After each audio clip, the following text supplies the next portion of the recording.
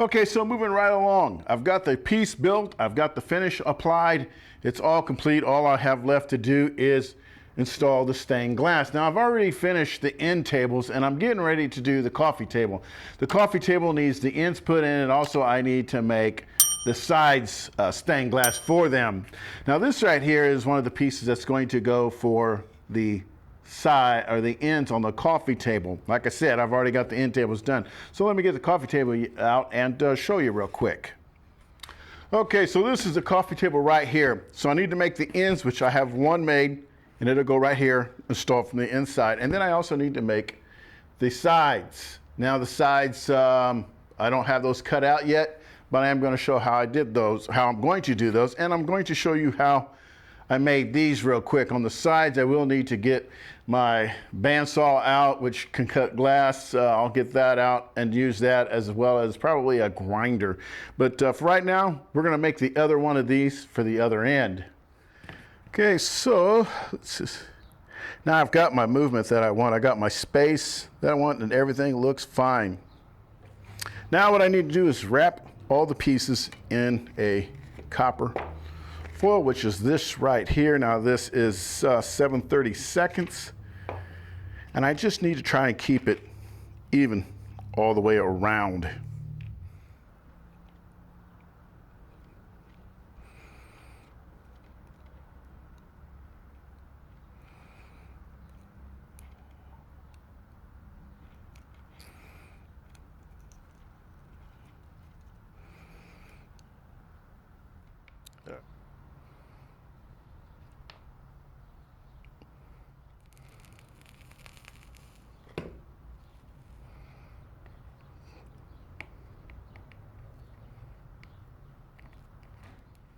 Okay, and like I said, these ones here are going for the ends of the coffee table, and I still need to make the long portion right here, and that's what I'm going to get ready and work on next. Now my soldering iron has cooled down, so I'm good to go on that. So I just need to get everything ready, set up, and start working on the sides.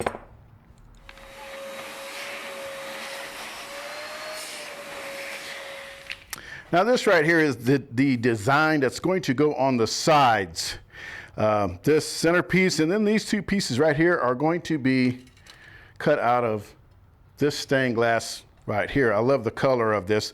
The other side isn't like that. It's just kind of like a matte black, but I really like this side, so this is the side that I want to use. This is what I did on the other diamonds when I cut those. Now, I've already got the little diamond pieces cut. If I cut one extra, so I've already got these cut. So all I need to do is cut these long pieces right here, and that's where I'm going to use this glass. Now, as you see, this came with this mark on here. Now, when I did do the other design, or when I cleaned the other piece, you saw it had this on there.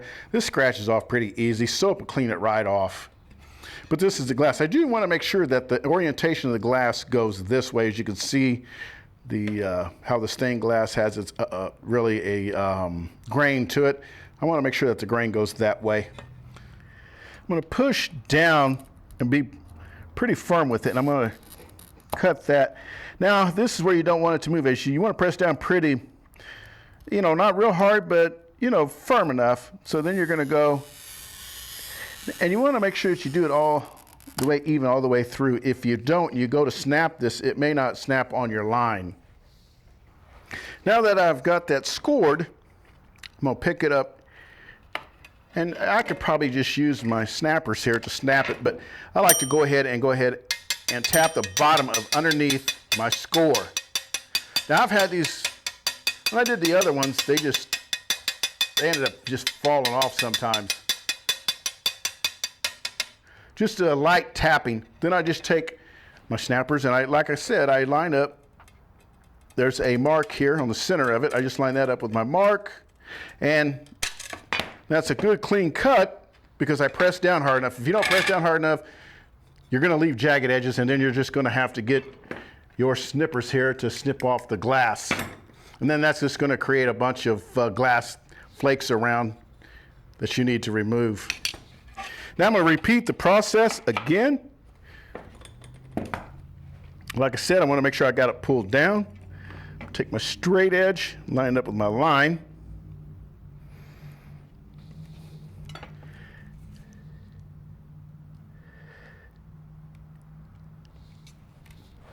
And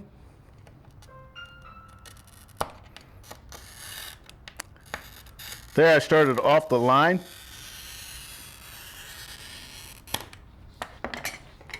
And that may be an issue because I do have, then it may not. I can always take my little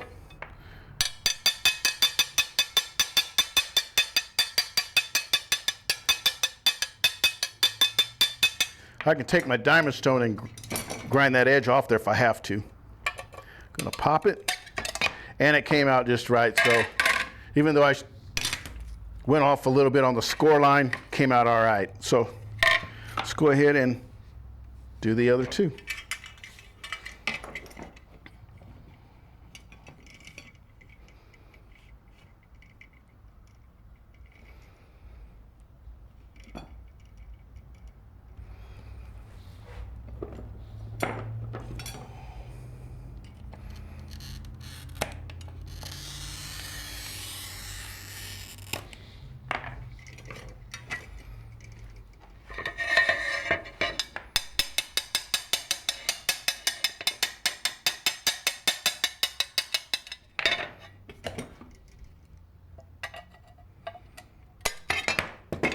Another good cut.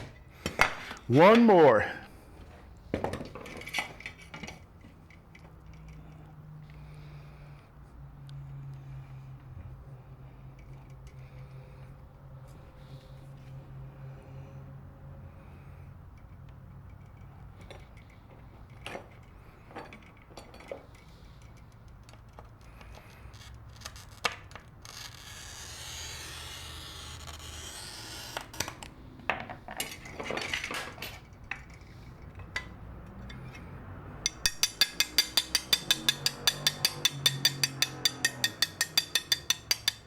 Now I can see the line cracking through here, so I know it should be a good clean break.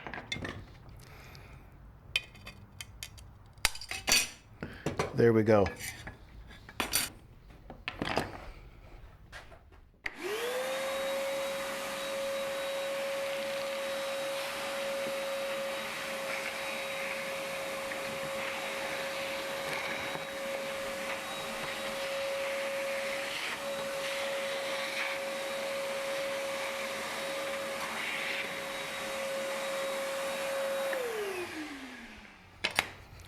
Let's just check this out, see how we look.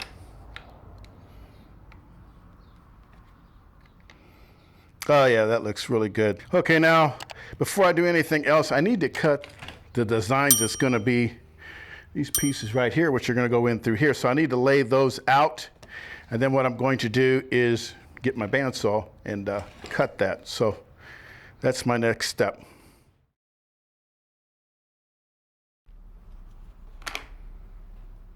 Okay, now I got the side here all completed. I just need to build one more. So let's just take a look at it and let me cover the pieces real quick. I have 4 of the green panels. I have 1 of the diamonds, and then I have 2 of the decorations here, which I still need to cut out.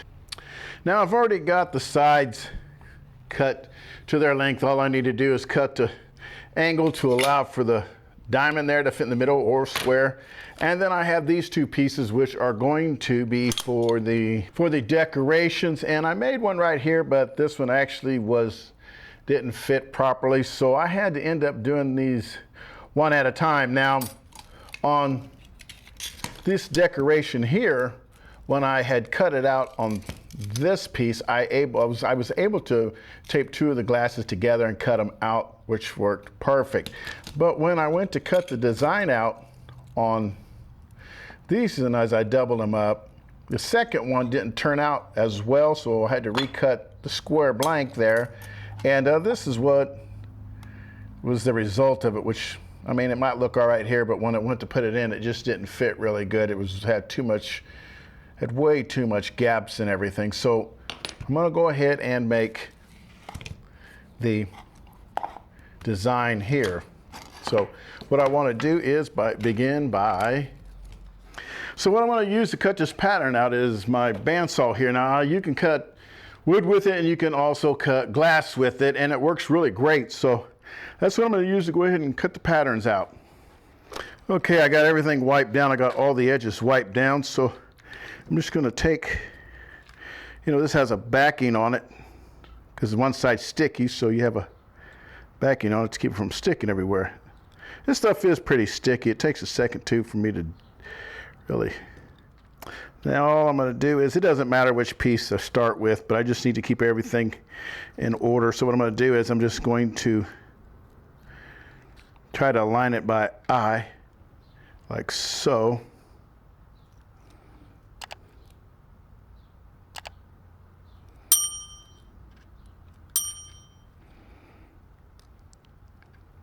If it breaks, that's okay. I pulled on it just a little too hard.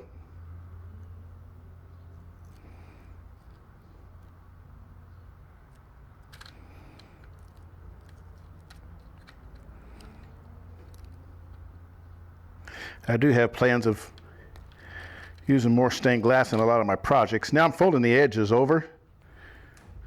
Okay, so I got my soldering iron getting warmed up, and I've got all my tin foil on. I am ready to begin starting to solder this. So I'm just going to make sure I got everything into position. I just need to kind of keep everything as tight as I can. So what I'll do is I'll probably start here at the top here.